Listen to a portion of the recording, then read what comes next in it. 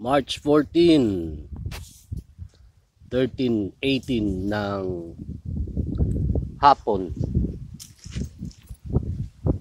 13:18, alauna 18 ng hapon dito. Medyo mahangin dito ngayon at init. Maganda yung panahon na ganito. Kasi pag umuulan talagang miyaw. So, ibang topic natin. Dami. Pero topic natin ngayon tungkol pa rin sa mga gang stalking. Ang topic is bakit ako gustong ipapatay ng putang inang to.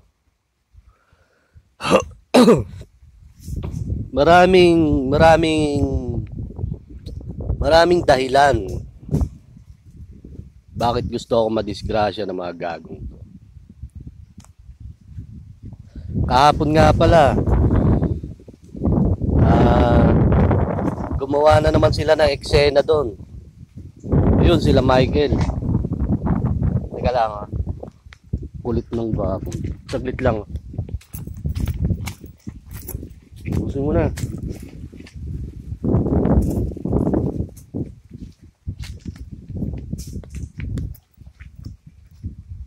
So,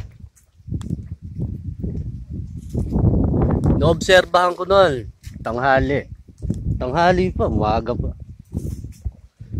So, kasi mga nakamonitor yon sa video na sinasabi ko sa inyo na kailangan yung ilabas yung mga video yon. Kaya saglit nga lang. At paltong bakang. Doon ka nga.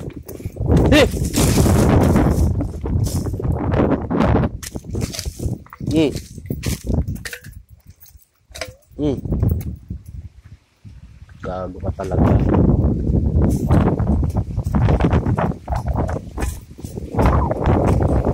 Saglit lang ha.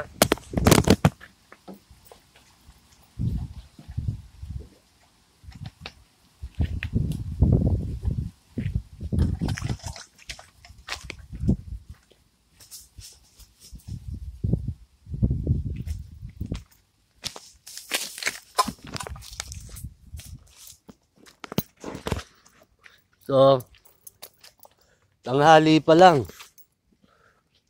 Obserbahan na ako doon sa loob. Tinatansya-tansya kung paano gagawin nila. Doon sa gamit nilang motor. Doon sila tumatansya sa akin. So, tanghali. Kahapon ba yun? So, maaga akong nagpapalengke kay mami ng isasahog sa laing.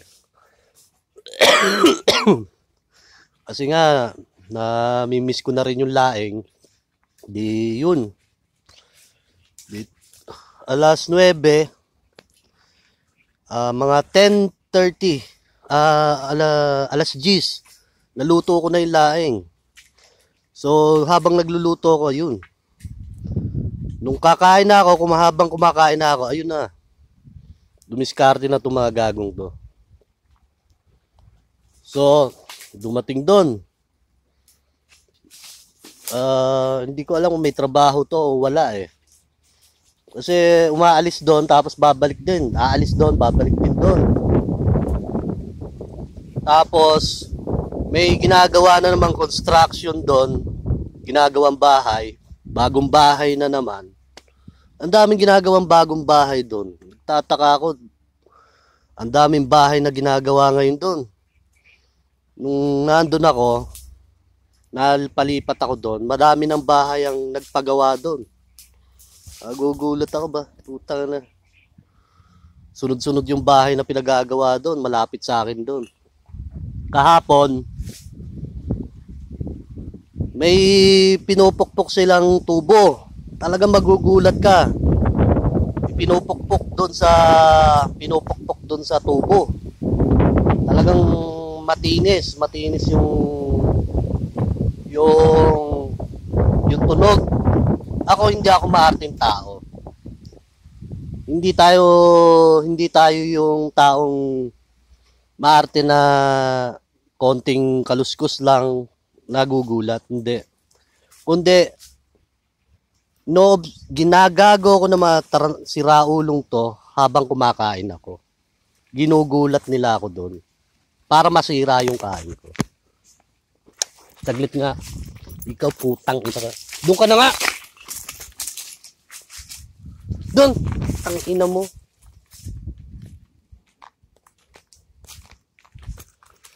So, ginagawa nila yung diskarte. Oh, pagkakarinig ko pa. High blood daw. Ako. Talagang ma-high blood ka. Kasi nga, sa ginagawa ng mga siraulong to, hindi ako na-high blood sa kinakain ko. Kundi na-high blood ako doon sa ginagawang panggagago sa akin ng mga demonyong to. Ang dami ng diskarte. Tapos bumili ako kahapon ng bunso.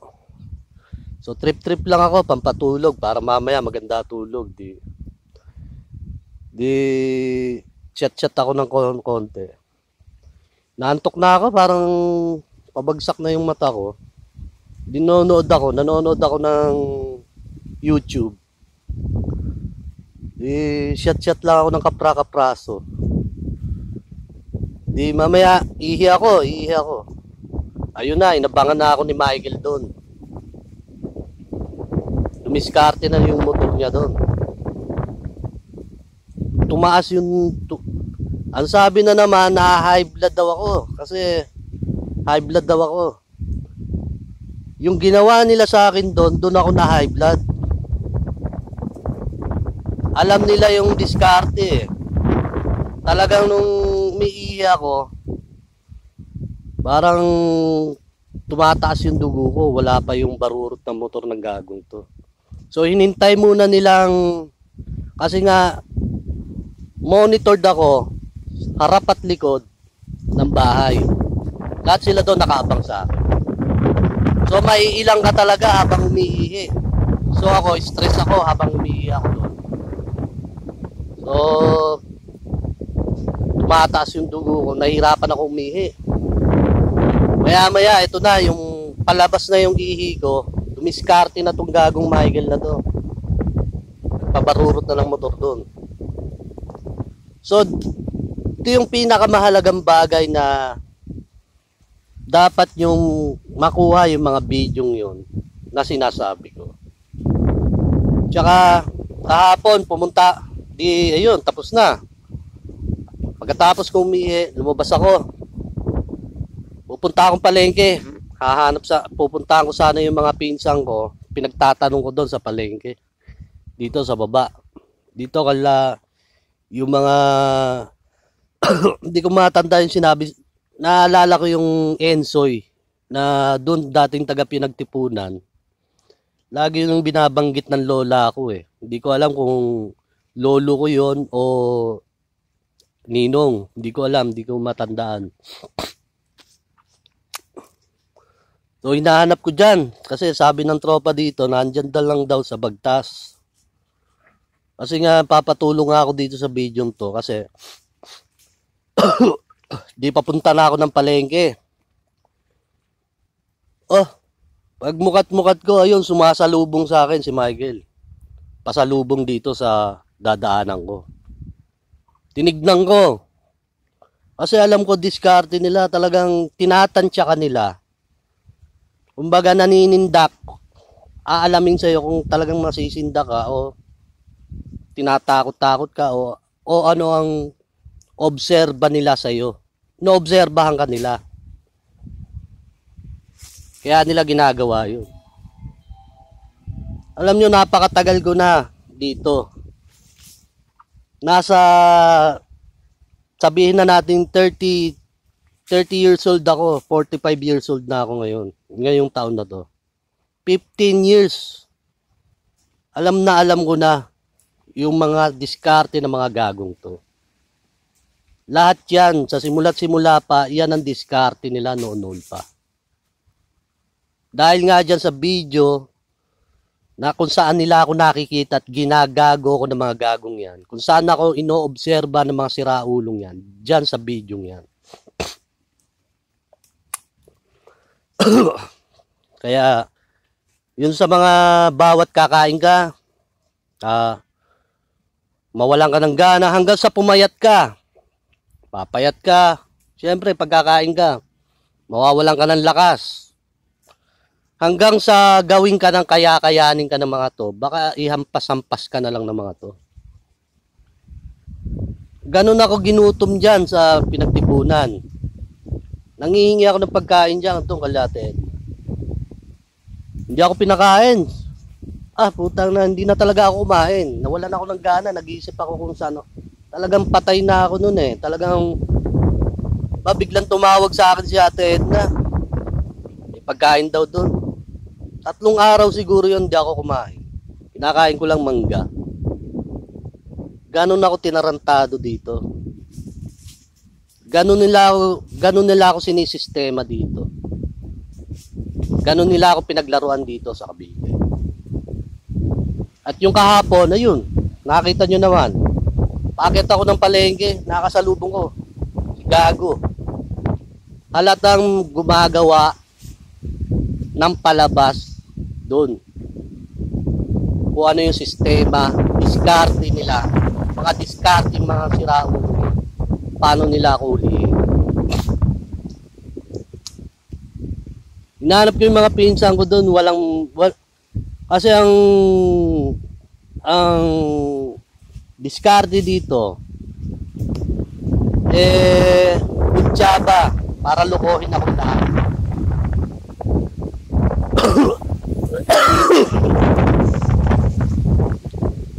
So, pati nanay ko kahapon, huwag niyong pahinahin. Ibig sabihin, kasama din siya doon. Kasama din siya sa mga gagong to. Kahapon. Hindi ko alam kung ano tong patakbo ng nanay ko. Na siya rin mismo, halos butot balat na yung nanay ko. Pero siya rin mismo nagtatakip sa mga kriminal na to, sa mga gagong to. Siya rin mismo nagtatakip dun sa mga demonyong. Kaya sabi ko nga sa inyo, kasi napakabigat nito, eto na nga. Magkagulo na naman ulit. Tatangahin na naman ako sa barangay na wala silang alam doon sa video yun. Kasi nga wala akong maipakita na ebidensya na kung eto, dyan, tinatarantado nila ako dito sa video to eh. Kung saan nila ako nakikita sa cellphone na yun. Wala, ngayon, ang mangyayari doon, tatangahin na lang ako doon. Diba? Kaya nga napaka-importante yung video na yun na makuha nyo. Maibigay sa akin, maibigay sa mga tropa dyan. Para maipakita natin. O sa barangay man o pulis. Ang daming may alam dyan. Halos buong barangay ng Bagtas alam yan. Yung video na yan. Kaya sabi ko sa inyo, nako, ilang taon na ako? 45. Talagang diniskartehan nila ako hanggang sa ganitong ilang taon. Talagang kinulong nila ako sa putang inang mga iglesyang to. Siyempre, yung mga tauhan nila dyan, lalo si Michael, mga tao ng mga iglesia yan eh. Yung mga naandun, o in case na may mangyari dyan, baback upan yan ng mga gagong yan. Alam naman natin na ma-influensya yung mga putang inang iglesyang yan. Kaya yung video na lang yon ang pinakasusi dito. Para kahit papano may laban-laban ako dito. Kasi ang nangyayari dito, hanggang patagal ng panahon, hanggat hindi ako napapatay ng mga putang inang to, hindi ako titigilan ng mga gagong to. Totoo, hindi. Ilang taon na ako ngayon? Almost 15 years. Tinatarantado ako ng mga gagong to. Dito. Kung paano nila ako diniskartihan, talagang bantay sarado. Sa ilang taong bantay sarado ako ng mga putang inan to. Itong mga gang stalking na to. Gusto kong patayin kahit ilan dito. Walang nagbigay kahit isa. Kasi nga ang diskarte, hawakan ako sa leeg o patayin ako. Bakit? Bakit ko nasabi yan? Ito na nga yung sinasabi ko sa inyo. Ano ang dahilan? Bakit ako gustong patayin ng mga gagawin ito? Unang-una, nagturo tayo tungkol sa ebanghelyo na to. Pangalawa, lahat ng sikreto ng mga putang inan to alam ko. Tungkol nga dito sa video to na ginagamit ng mga putang inan to. Lahat ng diskarte nila alam ko. Ngayon sa pagtuturo ko, ito, ilan naman apektuhan dito sa tingin nyo? Isa-isahin natin, mga Katoliko, mga iglesia, mga Muslim, mga lahat ng relihiyon, halos lahat ng relihiyon. Ano ang epekto nito sa bansa? Ano ang magiging epekto nito sa bansa? Tingin nyo. Malaki. Napakalaki. Kasi unang-una itong putang inan to, sabi ko nga sa inyo, pag ito naitayo, dito man o sa ibang bansa, yung mga putang inang yan, yung mga iglesyang yan, mga dating daan man, lahat yan mabubura. Kasi wala nang mukhang ihaharap yan sa tao pag nailabas lahat yan. Totoo ba? Hindi. Totoo? Hindi. O kayo magtanong sa sarili nyo kung totoo hindi.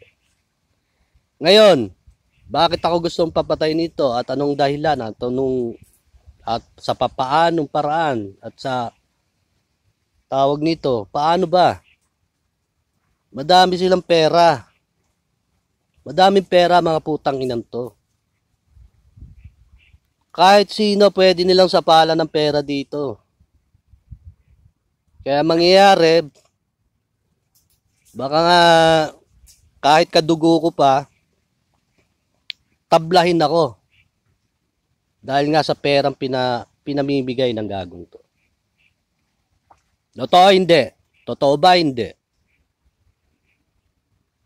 Kung ilang milyon man, o sabihin na natin bilyon o milyon, kaya ba nilang bayaran yung barangay? Kaya. Kaya hindi. Yung mga police station nga, kaya yung pambarangay. Anak ng puta. Totoo hindi? Kaya anong tatakbo nito? Kasi alam nyo, alam ng mga mayor to. Alam ng mga kapitan to, alam ng mga congressman to dito sa Cavite, alam ng mga gobernador to dito sa Cavite. O anong mangyayari sa atin dito?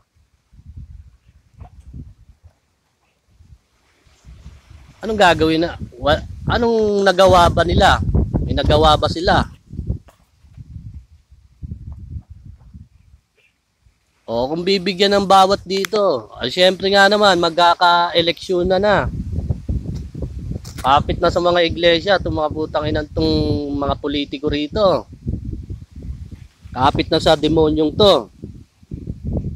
O anong tatakbuhin pa natin dito? Eh sila dumidiskarte itong mga putang inan to, kung paano nila ako maipapatay doon sa gusto nilang palabas. Doon sa scripted na gagawin nila. Alam yun ba yun? Kasi yun nakaplano. Yung mga palabas na gulo, na away ng mga gagong to, lahat yun nakaplano. Katulad nga sinabi ko sa inyo, kahapon nga, pag akyat ko doon, sumalubong agad sa akin si Michael doon eh. So anong mangyayari doon? Lahat yan nakaplano, yung mga putang inang yan. Lahat yan scripted na mga, dahil nga sa video yan kung saan ako nagagawa ng setup o frame up ng mga putang inang to.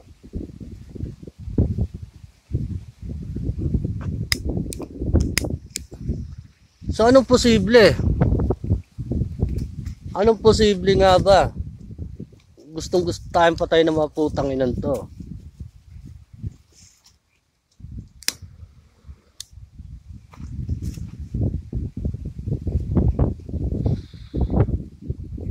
Madami. Pwede nila akong tirahin. Sila gagawin nilang palabas na galing kay Janjan to. Sila magtatayo dito. Oh. Sila ang hahawak ng kapangyarihan ngayon. Sa Facebook pa lang nababasa ko na yan. Nagsisimula pa lang tayo noon. Palalabas pa lang ng One God and Judgment noon. Nababasa ko na sila. Nababasa ko na yung mga sinasabi doon ng mga Amerikano doon. Na mag-aagawan itong mga putang inan to dito.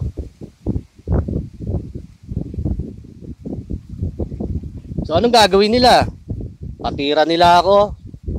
Sila ang hahawak ng sinasabi ko. Kaya nga gumawa ako ng isang testamento, isang kasunduan na pina-authenticate ko sa Amerika. Pinatatatakan ko doon sa Amerika na sana ginawa nila, sana gawin nila. Kaya ako gumawa ng kasunduan na yun. Dahil alam ko na yung mga posibilidad na pwedeng gawin ng mga putang ina nito.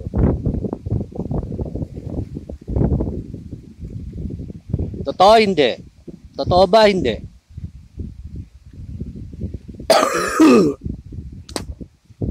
Ano ang mga posibilidad? Ano ang mga bakit gusto akong tirahin ng mga putang ina nito? Madami, napakadami. Napakadami, di ba? Kahit ikaw, alam mo kung ano yung mga posibilidad na pwede mangyari kung wala na ako dito. Nakuha nyo? Meron pa ngang naririnig ko, may nakapangalan daw sa akin. Hindi ko alam, totoo yun o hindi. May naririnig lang ako, nakapangalan daw sa akin. Hindi ko alam kung ano naman yun. May kasunduan akong ginawa sa ibang bansa na hindi pwedeng makuha ng Pilipinas hanggat hindi ginagawa ang kasunduan ko. Yun ang walang gagamit ng pangalan ko dito sa bansang to. Ganong kataas ang ere ko. Tatandaan.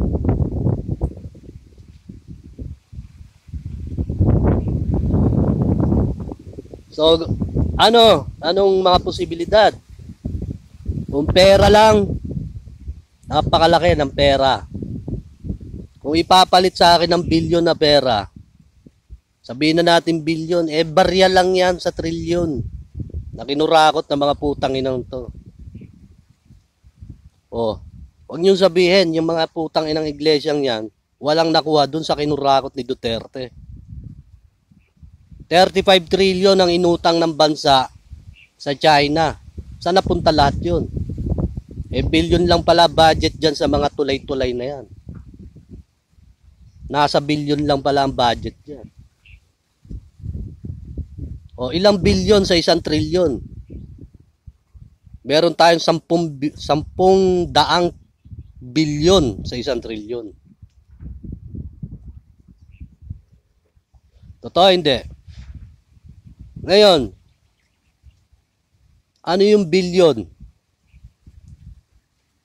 Katumbas ng sinasabi ko, katumbas ng buhay ko dito. Mani yun, barya yun, tanginin yun. Kung alam nilang ito ang magpapabagsak sa kanila, alam na nila ang gagawin nila.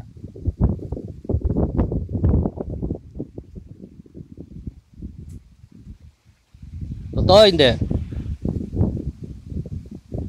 Ako wala akong pake bigyan nyo lang sana ako ng, bigyan nyo ako ng, yung kahit papano makakatabla ako. Ilabas nyo sana yung mga video na kailangan natin. Kahit may pera pa yung mga putang inang yan, mailabas nating lahat yan. Kahit papano may maipakita tayo sa publiko, sa barangay o sa pulis. Tinatarantado, papatayin ako sa video yung mga putang inang yan eh. Oh. Kahit mga pulis dito, mag-imbestiga sila. Yung mga detective na mga pulis dyan, mag-imbestiga sila.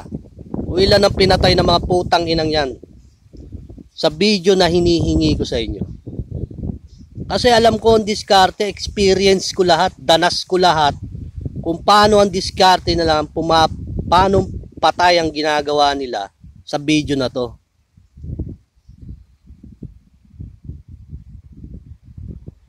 Alam ko lahat.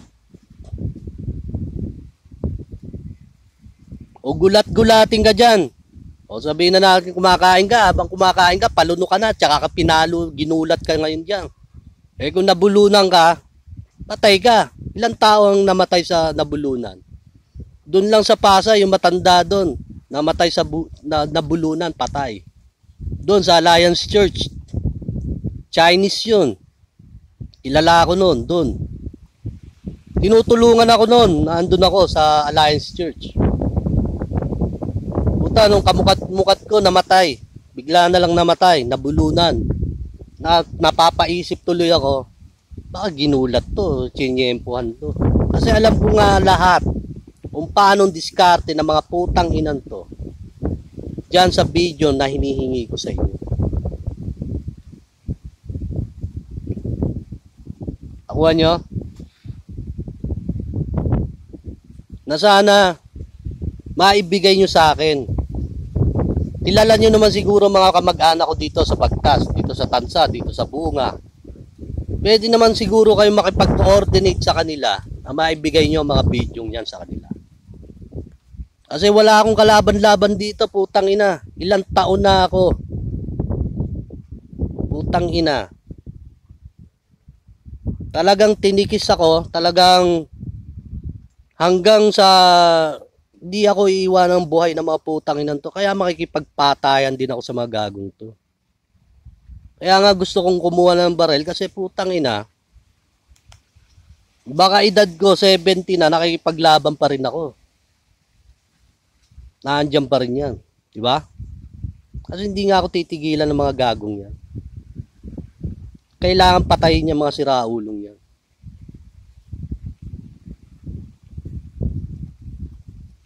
Totoo hindi. Utang na baligtad ang nangyari dito. Imbis na ang gobyerno protektahan tayo, bigyan tayo ng tamang seguridad, tamang supply. Ang ginawa baligtad. Kung tatanungin nyo bawat nakaupo sa Senado, ano ba nagawa ni Janjan? Putang na. Ang yabang eh. Tanungin nyo. Nagkakagulo ngayon sa buong mundo. O, yung mga Christian ngayon, pinapatay sa Syria. Sabi ko sa Twitter, kailangan nyo nang itayo yung sinasabi kong katotohanan para matulungan nyo yung mga Kristiyano doon. Kailangan nyo sabihin sa kanila yung katotohanan sinasabi ko para marami ang mamulat doon sa maling gawain. Alam nyo kung tutusin, kulang ang mga kayamanan nyo dito sa binigay ko sa bansa. Kung gaanong kahalaga yon sa buong mundo, kung gaanong kahalaga yon sa lumipas na panahon, sa tinagal-tagal ng panahon, gaanong kahalaga ang katotohanan na ibinigay ko sa inyo. Yan ang isasaksak nyo sa utak. Okay, nasa magte-30 minutes na at mahihirapan na naman tayo mag-upload. Sa susunod na lang ulit. So, yung mga video na hinihingi ko sa inyo, na sana makipag-coordinate kayo sa mga tropa, sa mga kaibigan ko dyan, sa mga kamag-anak ko dito, na may simpatya para sa akin, yung may amor para sa akin dito. Kasi sasabihin ko, tanginan to mga to. Hanggat humihingi ako, hindi ako titigilan ng mga gagong to. Pakilang sana yung video na hinihingi ko. Na kahit papaano makatabla man lang si Jan Jan, puta, mag-isa na, hindi. Mag-isa ka lang. Mag-isa na lang, putang tangina. Sobra-sobrang partida naman siguro 'yon. Ilan ang patutumbahin natin sa buong mundo? Mag-isa lang ako. Sobrang partida naman siguro 'yan, putang ina. Yan lang ang hihingin ko sa inyo. O kung may baril kayo, di baril na lang. Bigay nyo sa akin. Kung di video, kung may baril kayo, di baril lang bigay nyo sa akin. Katulad ng sinabi ko noon, nasa 2 lang. Gamit o yung mga ebidensyang hinihingi ko sa inyo. Yun lang naman ang kailangan ko. Okay, 31 minutes na, sa susunod na lang ulit ha. At titignan natin yung Antichrist na sinasabi, kung makakapagturo tayo mamaya. Tignan lang natin. Sipagin tayo, di ayos. God bless sa inyo.